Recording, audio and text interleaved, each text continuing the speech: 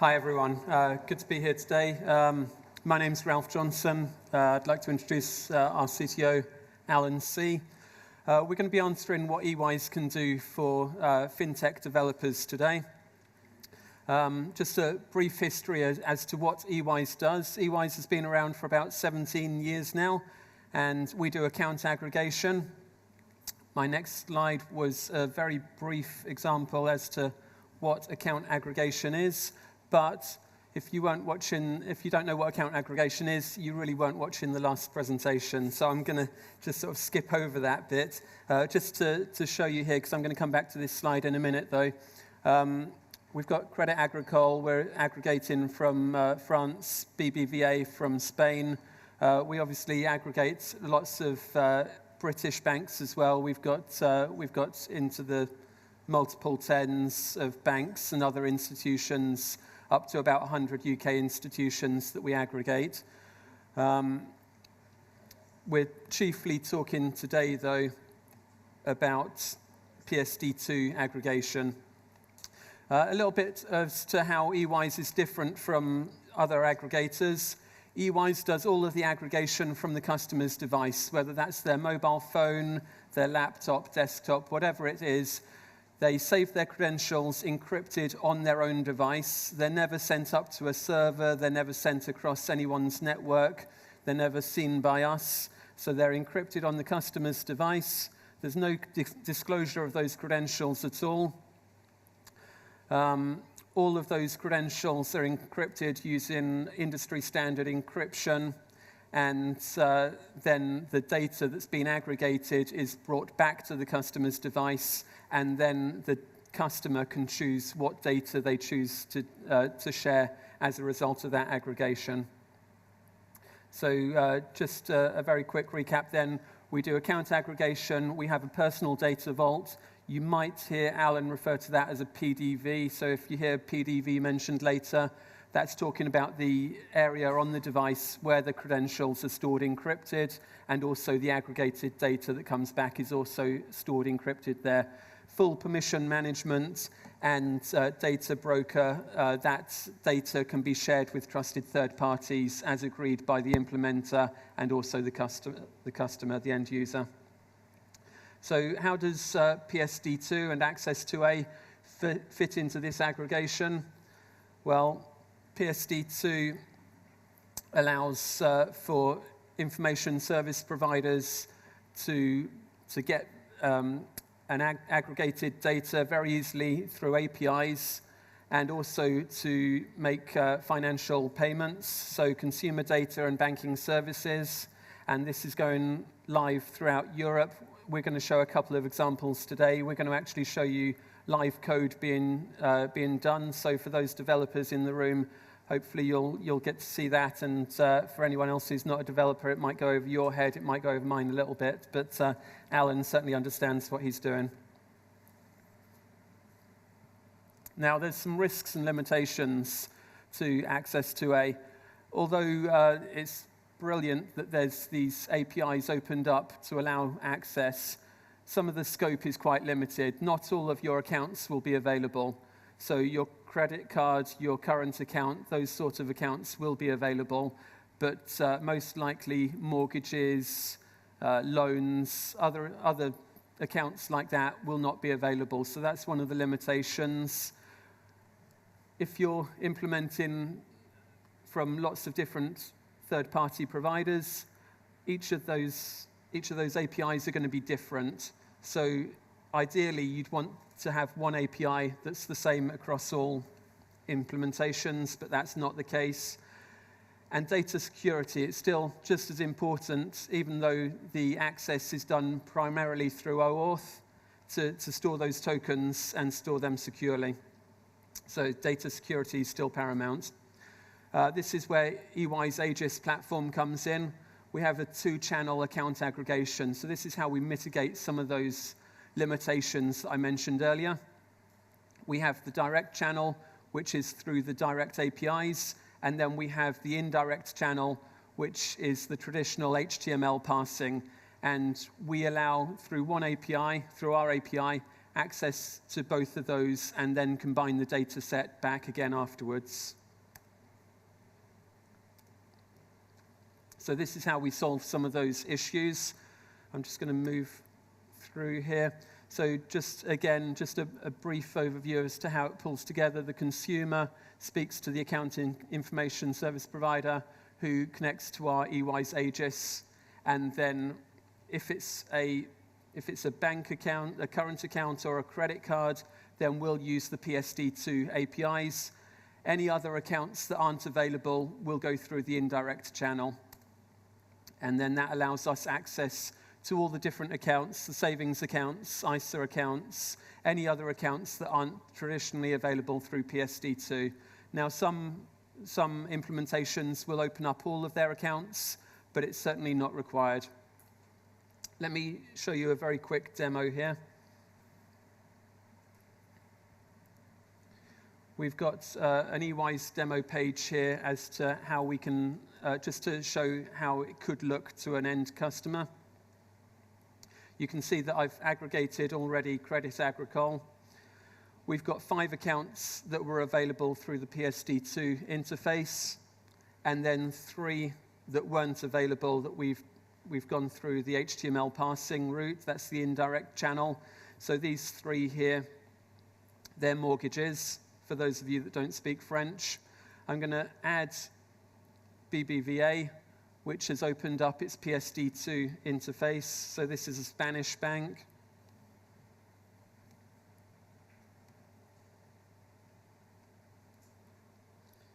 And as soon as I'm done here, Alan's going to be showing you how we actually code this. But what we're doing at the moment is navigating to the BBVA website, going through their OAuth procedure. They're asking for a username and password. I've got that stored up here.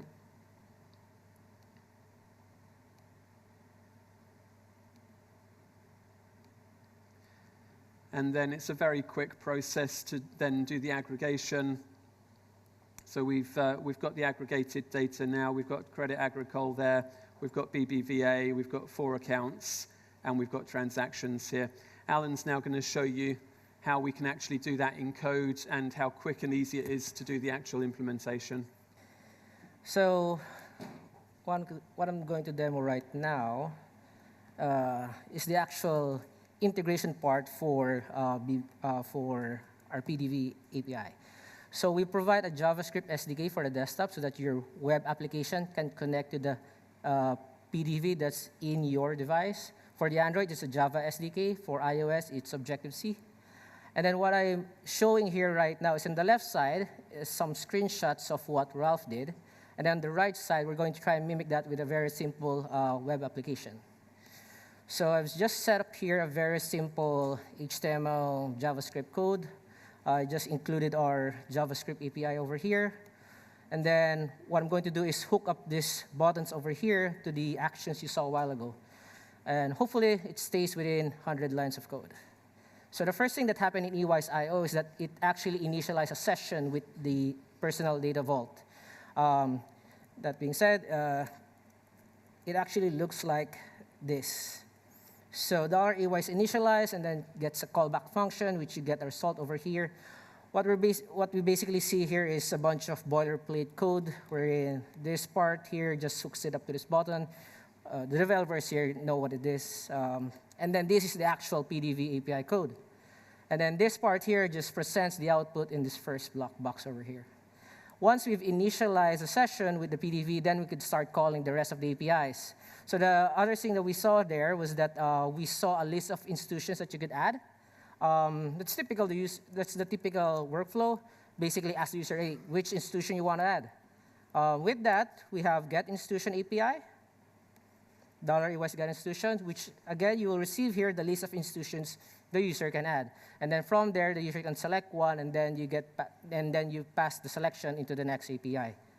Again, boilerplate code to hook this up to the button, boilerplate code to show it up in this box, and then some code to create a dynamic form just so that the user could select an institution and proceed to the next one. The next bit here is the actual prompts part. For some institutions, you would need to provide username password upfront. For some, you would need to provide username password date of birth. For some, it's 5 pieces of information. So you really don't know upfront what it would be. So you need to call $eWise get prompts so that you'd know, okay, what do I need to ask of the user before I could actually start aggregation. So with that, we pass in here the choice of the user, and then some boilerplate code again. First to display the output. Next is to get the data that we got from it, and then to create another dynamic form, because sometimes you would need to ask for username password. In the case of BBVA, there's none for the upfront, but I just placed the code in here. Once we've put in the initial prompts, the next thing that we're going to do is to actually add the provider. So with that, we call $eWise update transactions.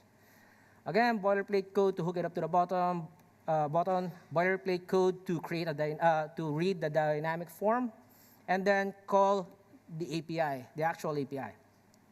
On the callback, a boilerplate code to display, create a dynamic form, because while aggregating, sometimes it would need to ask for additional information. So for example, in the case of OAuth-based institutions, the PDV would first try to see if it has an access token. If it does not, it will then try to ask you for the username password so that you can do the OAuth login, get the access token, and then do the rest of the API calls. Once you get the additional information, the next thing that you'll need to do there is basically pass that additional information back to the personal data vault. So with that, another API here, the fifth one and the last one, $eWise answer user prompts. So again, some code here to read the data from the dynamic form and then pass it on to the personal data vault. And then once it's done that, it will then execute and then proceed with the aggregation. So there's about 5 APIs here. We're at line number 98, so we've done it, less than 100 codes. So we've initialized, we've got success. We then call the rest of the APIs. We then see the list of institutions via get institutions. We're going to add BBVA, so let's look for BBVA. Its institution code is 1299. Let's put in the dynamic form, which we created. Do a get prompt so that we'd see whether additional information needs to be asked before aggregation. We see there's none, no dynamic form created. We do the actual adding of the institution now. Of course, if you're writing this code, you could basically wire this up into one code instead of the user clicking one by one, but just to show how it flows. So now it's asking us for the username password so that it could do the OAuth. I'm going to answer the user prompts. It will then get the access token, call the APIs, get the accounts and transactions, and what we'll have here are the actual accounts and transactions. So this would be the lines of code, or basically this would be what you would have to use. We have 20 plus APIs, but normally you just need 5 APIs for this basic thing to add a provider and to get its accounts and transactions. And then from there, you'd basically see all the accounts and transactions. So this would be the same code that you would be used regardless if you're accessing direct channel, PSD2, open banking, or whatever future APIs would come, or via the indirect channel, which is, for example, traditional HTML screen scraping, which can get the additional data that PSD2 open banking does not provide. And then from there, we provide a common schema so that you don't have to worry about how it looks like on PSD2, BBVA, open banking, Credit Agricole, or whatever. It would return to you as one same format, but at the same time, we provide additional information, whatever it is that we could get from the direct channel or from the HTML scraping that we did. In this case, we see the actual response of the API. So from there, again, for the non-techies out there, just to sum it up, 100 lines of code, only 5% of it are the actual API call to eWise. You get all the data, direct channel, indirect channel, regardless if it's a bank in the UK or outside the UK. So with that, I guess we head on to Q&A.